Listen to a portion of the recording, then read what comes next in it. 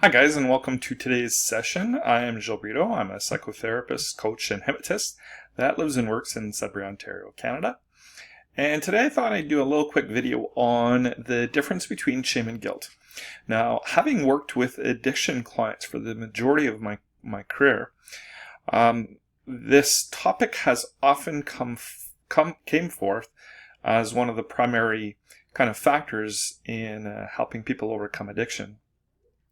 And I was propelled to do a short video about this just because of a client that was in yesterday, and how she has a tendency to self-sabotage due to these issues. So let's jump right in and let's look at what really are the differences between shame and guilt.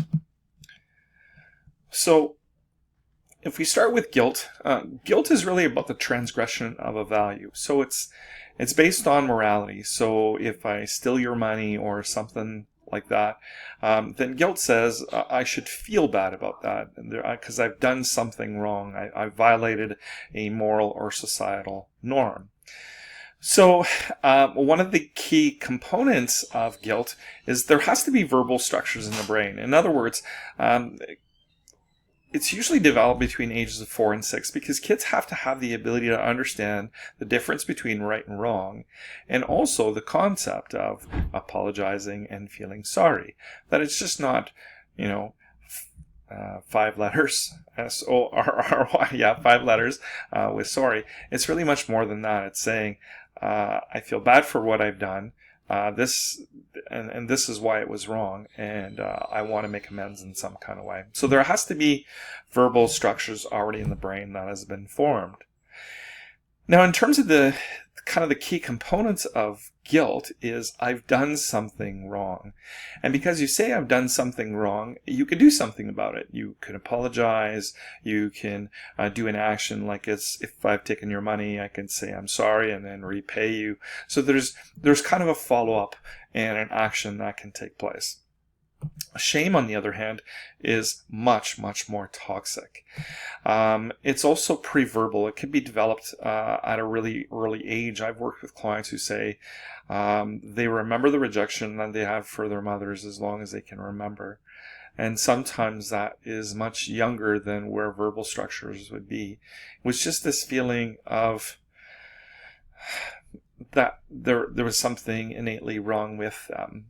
So in some of the cases for some of my patients, they were wrong for being born, like they were a mistake and they were told they were a mistake really early on, or they were wrong for being a boy when the family wanted a girl, or vice versa, a girl when the family really wanted a boy.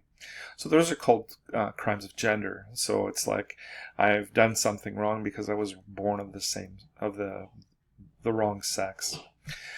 So you can really see that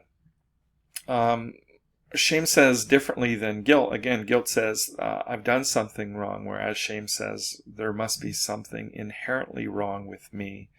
So you could see, let me just move my screen over here a little bit, that there's something inherently wrong, and shame feels much more hopeless.